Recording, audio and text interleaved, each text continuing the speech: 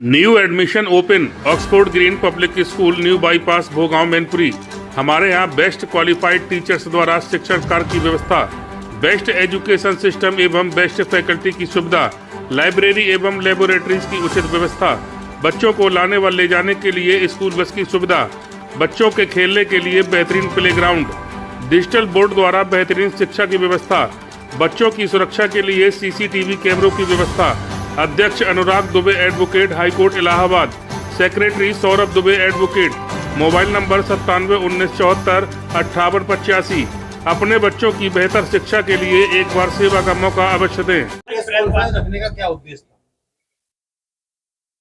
आज का प्रेस खास रूप से उन विषयों को जो आजकल बहुत विपक्ष के लोग बहुत तेज गति से जिन पर जोर दे रहे हैं, उनका आरोप है कि भारतीय जनता पार्टी विपक्ष को ED का दुरुपयोग करके जेल भिजवा रही है, CBI का दुरुपयोग कर रही है, इनकम टैक्स का दुरुपयोग करके खाते कांग्रेस के सील करा रही है, या चुनाव लड़ने के लिए पंख बनाने का काम कर रही है।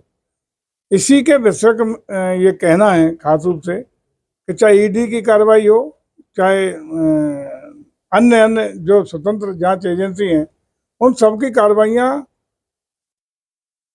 कार्रवाइयों के लिए, विवेचना के लिए, जांच के लिए हिंदुस्तान में स्वतंत्र रूप से संवैधानिक संस्था है जिन पर कोई राजनीतिक नियंत्रण नहीं है। फिर भी आज की तारीख में सबसे पहले ये जानना बहुत जरूरी है कि देश में जिन गठबंधन के नेता आज एकजुट होकर के ED गठबंधन बनाए, उनमें से बहुमत आधे से ज्यादा लोग विभिन्न प्रकार के भ्रष्टाचार में आकंठ लिप्त हैं, जिनके खिलाफ चाहे ED की जांच अभी प्रचलित हो, CBI की जांच प्रचलित हो, या इनकम टैक्स की जांच प्रचलित हो। ज्यादातर लोग वही लोग हैं जो आकंठ भ्रष्टाचार में, बड़े बड़े स्कैंडल में इन्वॉल्व हैं और जिनके खिलाफ उनकी जांच चल रही है। तो एक तरफ वो लोग हैं जो विभिन्न भ्रष्टाचार में लिप्त लोग हैं, तो उनका कहना है कि भ्रष्टाचारियों को सरकार उनके खिलाफ कोई कार्रवाई न करे। दूसरी तरफ आदरणीय मोदी जी हैं जो लगातार कई बार गुजरात के माननीय मुख्यमंत्री रहे, 10 साल से लगातार देश के प्रधानमंत्री है, जिनके ऊपर 1 रुपया का भी आरोप या 1 रुपया का भी कहीं भी भ्रष्टाचार का कोई स्कैंडल उनके नाम नहीं है। तो दो मुद्दे हैं देश के सामने। एक तरफ भ्रष्टाचार मुक्त भारत बनाने वाले लोग हैं, जिनका संकल्प है कि हम देश में जनता की गाड़ी खून पसीने की कमाई को किसी भी कीमत पर भ्रष्टाचार में बर्बाद नहीं होने देंगे। भ्रष्टाचार मुक्त करके जनता की गाड़ी कमाई का पैसा देश हित में, राष्ट्र हित में और समाज हित में, गरीब हित में, महिला हित में, नौजवानों के हित में बचा करके खर्च करने का काम करेंगे। दूसरी तरफ वो लोग हैं जो भ्रष्टाचारी हैं, जिनका अरबों रुपए के घोटालों में इन्वॉल्व होने के बावजूद जो कहते हैं कि भ्रष्टाचारियों के खिलाफ कार्रवाई ना हो। तो अब निर्णय जनता को लेना है कि भ्रष्टाचार परस्त लोगों को पसंद करेगी या भ्रष्टाचार पर विराम लगाने के प्रयास कर रहे लोगों को पीठ थपथपाने का काम करेगी। आज चाहे खास रूप से वो लोग जो केवल और केवल कांग्रेस को भ्रष्टाचार के आरोप लगा करके सत्ता में आए थे, अपने को 100% ईमानदारी का तमगा लटका के जो घूम रहे थे, सबसे बड़े भ्रष्टाचारी साबित हुए हैं। जिनका 1 नंबर, 2 नंबर, 3 नंबर, 4 नंबर के सारे नेता भ्रष्टाचार के ही गंभीर आरोपों में जांच में दोषी पाए जाने के बाद जेल के अंदर है। और आज वही लोग इस बात के लिए आरोप भारतीय जनता पार्टी पे लगा रहे हैं कि इनको जेल क्यों भेजा, चुनाव के समय जेल क्यों भेजा। जो स्वतंत्र जांच एजेंसी हैं, जो संवैधानिक तरीके से अपना निष्पक्ष विवेचना, निष्पक्ष रूप से तथ्यों साक्ष्यों के आधार पर कार्रवाई करते हैं, उनका चुनाव से क्या सरोकार है। उनका तो अपना काम करेंगे, विवेचना दोषी होगा जेल भेजेंगे, निर्दोष होगा कार्रवाई से मुक्त हो जाएगा। लेकिन ये आरोप लगा के राजनीतिक रूप से लाभ उठाना चाहते हैं, देश की जनता को भ्रमित करने का काम कर रहे हैं। कि ये भारतीय जनता पार्टी करा रही है। भारतीय जनता पार्टी का ये पक्का दृढ़ निश्चय है कि जो भी दोषी हैं, जिनको राजनीतिक संरक्षण देने का काम हुआ पिछली सरकारों में, भ्रष्टाचारियों को, किसी दल का हो, किसी भी तरह का भ्रष्टाचारी हो, उसको कोई राजनीतिक संरक्षण नहीं देने दिया जाएगा। जो भ्रष्टाचारी है, बेईमान है, जिसने जनता की गाड़ी कमाई का पैसा लूटने का काम किया, ऐसे लोगों को बिना किसी भेदभाव के जेल भेजने का काम, कार्रवाई करने का काम, या उनके खिलाफ विवेचना में जो दोषी है उनको कठोरतम दंड देने का काम जांच एजेंसियां करेंगी। संरक्षण सरकार की ओर से नहीं देना है। मंत्री जी, अभी इंडिया गठबंधन की रैली हुई थी दिल्ली में, कई नेताओं ने एक सुर से ये कहा था कि बीजेपी एक वॉशिंग मशीन है, यहाँ पर भ्रष्टाचार के आरोप के लगे लोग जाते हैं, वो भूल जाते हैं। वहाँ अजीत पवार है, छगन भुजबल है, और कर्नाटका में रेड्डी बंद हुई है, उनको भी बीजेपी अभी दोबारा वापस आ रही है। आप क्या कहेंगे? देखिए, जिन लोगों के खिलाफ वो बात कर रहे हैं, स्वतंत्र रूप से हमारी जांच एजेंसी काम कर रही है। ईडी हो, सीबीआई हो, इनकम टैक्स हो, उसमें हम लोगों का कोई हस्तक्षेप नहीं है। संवैधानिक संस्था है, संविधान को अधिकार प्राप्त है, कोई राजनीतिक संरक्षण हम लोग या हस्तक्षेप इन संस्थाओं के कार्य में नहीं कर रहे हैं।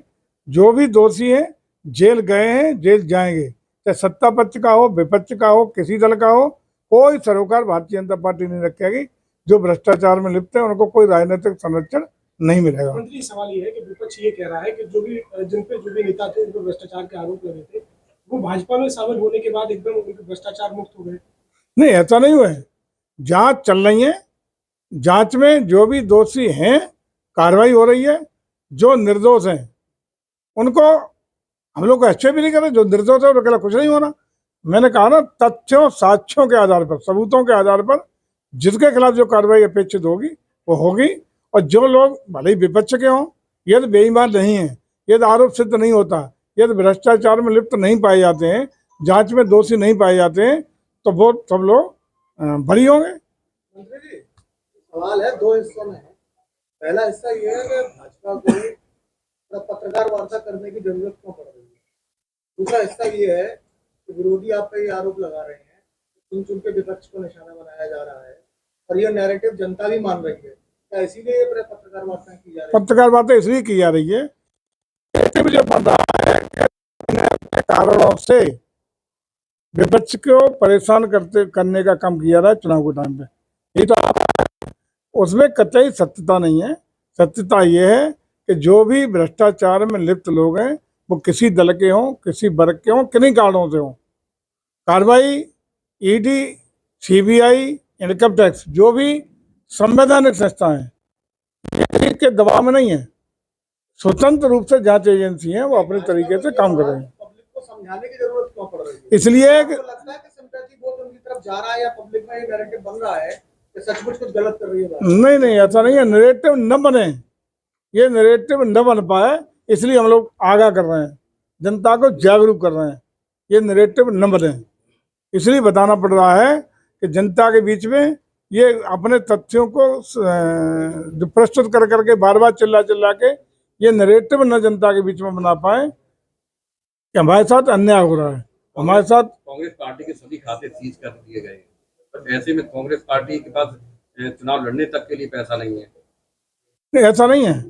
कांग्रेस के कोई खाते सीज नहीं हुए। जितना वो भी जो आईटी का असेसमेंट है वो पुराने वर्षों का है, और उतने अमाउंट के पैसे सीज किए गए हैं जो पैसा उन पर ड्यूज था। लगातार बहुत नोटिसों के बावजूद बहुत लंबे अंतराल से पैसा वो जमा करने का काम कांग्रेस पार्टी नहीं कर रही थी। एक अकाउंट उतने का ही, उतना रुपया, जितना रुपया का असेसमेंट उनके खिलाफ है, उतने रुपए को निकासी पर रोक लगाने का काम हुआ। खाते कोई सीज नहीं हुए, बहुत खाते हैं। मंत्री जी, ये माना जाए कि इंडिया गठबंधन से भारतीय जनता पार्टी घबरा गई है, इसलिए लेकर ये प्रेस वार्ता की जा रही है। भारतीय जनता पार्टी इस समय पूरे देश में प्रचंड बहुमत के साथ आदरणीय मोदी जी को नेतृत्व देने के लिए तीसरी बार सरकार बनाने की प्रचंड बहुमत के साथ जनादेश देने का काम करने जा रही है। चाहे वो यूपी हो, विभिन्न राज्यों में आप देख लें, जनता को चूक पता है। नंबर एक, इसलिए देने जा रही है कि जनता चाहती है देश की तरक्की, जनता चाहती है समाज में दबे कुचले शोषित पीड़ित गरीबों का कल्याण, जनता चाहती है कि झोंपड़ियां हटके पक्की छत बने, जनता चाहती है आयुष्मान भारत से 5 लाख का निःशुल्क इलाज हो, जनता चाहती है हर घर में निःशुल्क पेयजल की व्यवस्था हो, जनता चाहती है स्वच्छ शौचालय बने, जनता चाहती है रोजी रोजगार के अवसर हो और भारत की धमक, भारत की चमक विश्व पटल पर छाए, विकासशील भारत से विकसित भारत बने। हम 11वीं अर्थव्यवस्था 2014 में थे, लेकिन 2024 आते आते हम लोग दुनिया की 5वीं सबसे बड़ी अर्थव्यवस्था बने। इससे ज़्यादा सौभाग्य क्या होगा कि हम जिस ब्रिटेन ने हम पे लंबे समय तक राज किया, जिस ब्रिटेन के राज में कभी सूरज अस्त नहीं होता था, उससे बड़ी अर्थव्यवस्था भारत बन के उभरा है। और आने वाले समय में हम लोग दुनिया की तीसरी अर्थव्यवस्था बहुत शीघ्र बनने जा रहे हैं। तो देश की तरक्की के लिए, देश की भलाई के लिए नौजवान, महिला, गरीब, किसान, इनका कल्याण हो, गांव खुशहाल हो, इसके लिए लोगों को निर्णय लेना है तीसरी बार मोदी जी को प्रधानमंत्री बनाने का। दूसरी ओर वो विपक्ष है जिसके पास न कोई रोड मैप है, न कोई देश को तरक्की के लिए कोई प्लान है, और वो दल आज एक साथ गठबंधन में इकट्ठे हैं जो एक दूसरे को गाली देते हुए ही गठित हुए हैं। और ज़्यादातर उनमें वो दल हैं जो कांग्रेस के सत्ता में रहते हुए कांग्रेस के विरोध में जिन दलों का 36 दलों का गठन हुआ, केवल कांग्रेस को गालियां देते हुए, कांग्रेस की नीतियों के खिलाफ, कांग्रेस के कार्यों के खिलाफ जिनका गठन हुआ है, वो आज कांग्रेस के पिछलग्गू है। तो इसलिए ये चीज एक तरफ है मोदी के नेतृत्व में भारतीय जनता पार्टी है जो देश और जन जन का भला, लोक कल्याणकारी योजनाओं के द्वारा, विकास के द्वारा देश को बहुत आगे ले जाने के सपने के साथ चल रही है। दूसरी तरफ वो लोग हैं जिनके पास देश को आगे ले जाने का कोई रोड मैप है, न नीति है, न मार्ग है, कोई रास्ता अख्तियार कर रहे हैं, और न आज भी कोई अपनी आगे, अगर उनकी सरकार जनता बनाती है तो आगे देश को किस तरह चलाएंगे इसका भी कोई रोड मैप जनता के बीच में प्रस्तुत नहीं कर पा रहे हैं। दिल्ली में अरविंद केजरीवाल को जेल भेजा गया है। दिल्ली में अरविंद केजरीवाल को जेल भेज दिया गया है। उसको लेकर दिल्ली में सारी पब्लिक अरविंद केजरीवाल की तरफ नजर आ रही है। चुनाव की शुरुआत हो रही थी, अधिसूचना भी नहीं मिल रही थी, तब पार्टी की ओर से कहा गया था कि जो सीटें हम हारे थे यूपी में, जो मजबूत गढ़ है दूसरे दलों में, जैसे समाजवादी पार्टी का मैनपुरी फिरोजाबाद की, उनकी स्थिति स्ट्रांग मानी जाती है, इन सीटों पर हम 15 फरवरी को प्रत्याशी घोषित कर देंगे। अब वो लोग ये कह रहे हैं कि ये लोग जिन लोगों को प्रत्याशी बनाना चाह रहे हैं कोई लड़ने को तैयार नहीं है, सब भाग रहे हैं, इसलिए प्रत्याशी घोषित नहीं हो रहा है। ऐसा कुछ नहीं है। हमेशा जिसको भारतीय जनता पार्टी अपने कार्यकर्ता को आदेश देगी पूरी ताकत के साथ लड़ेगा। ऐसा किसी एक नाम बता दो जिसने किया हो, पूरी ताकत से लड़ेगा। लेकिन भारतीय जनता पार्टी को क्षेत्रीय दल नहीं है, पूरे देश की सीटें होती हैं, पूरे देश के विभिन्न राज्यों पर चिंतन मंथन होता है। राज्य और केंद्र के हमारे नेता जो केंद्रीय चुनाव समिति है उसमें चिंतन मंथन करके पूरे स्टेट का सामाजिक समीकरण, भौगोलिक समीकरण और विभिन्न समीकरणों को, राजनीतिक समीकरणों को दृष्टिगत रखते हुए निर्णय लेते हैं। तो 11 सीटें उत्तर प्रदेश के भी रुकी हैं, उन 11 सीटों पर भी नामांकन की तिथि से पहले मैं कहूँगा कि बिल्कुल सही टाइम पर प्रत्याशी आपके बीच में होगा, सशक्त ताकतवर मजबूत प्रत्याशी होगा।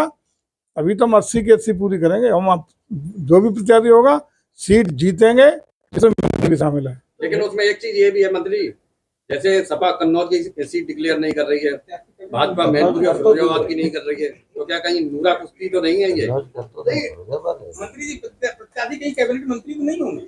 नहीं, कोई भी हो सकता है। भारतीय जनता पार्टी का मजबूत कार्यकर्ता होगा, जो भी चुनाव लड़ेगा मजबूती से लड़ेगा, ताकत से लड़ेगा, और इस बार मैनपुरी जीतेंगे। धर्मेंद्र यादव ने कहा था कि मैनपुरी का जो भारतीय जनता पार्टी प्रत्याशी भेज रही है वो 3 लाख वोटों से हार के जाए। समय बताएगा, इंतजार कर ले। वो तो सरकारी 2022 में बना रहे थे, चीफ सेक्रेटरी लेके थानेदारों तक की पोस्टिंग हो गई थी, ये परिणाम आपके सामने था। उपचुनाव में 2,88,000 वोटों से करीब। उपचुनाव विषय अलग था। उपचुनाव माननीय मुलायम सिंह यादव जी की श्रद्धांजलि के तौर पर लोगों ने दिया था, सहानुभूति का वोट था, लहर थी, सहानुभूति में लोगों ने श्रद्धांजलि देने का काम किया था। क्योंकि चुनाव का समय भी वही बिल्कुल आ गया था कि जिस दिन चिता की आग ठंडी नहीं हो गई थी तब तक उपचुनाव की यहाँ घोषणा हो चुकी थी। एक ये नैरेटिव भी चल रहा है कि भाजपा की टिकट इसलिए अटकी हुई है क्योंकि कांग्रेस के नेता से कुछ बातचीत चल रही है और वो प्रत्याशी हो सकते हैं डिम्पल के सामने। इसमें तत्व है। और नहीं, मैं तो आपको बता रहा हूँ कि विभिन्न इशू पर, विभिन्न दृष्टिकोण से, विभिन्न बिंदुओं पर गहन चिंतन मंथन के साथ भारतीय जनता पार्टी प्रतिक्रिया करती है। कुछ भी हो सकता है, लेकिन मजबूती के साथ होगा, ताकत के साथ होगा और मैनपुरी इस बार कमल खिलेगा। मतलब कांग्रेस के नेता लूप लाइन में है, नहीं, कुछ भी हो सकता है। तो मतलब इसका मतलब प्रत्याशी में देरी ये आपकी रणनीति है, ऐसा नहीं है प्रत्याशी नहीं मिल रहा।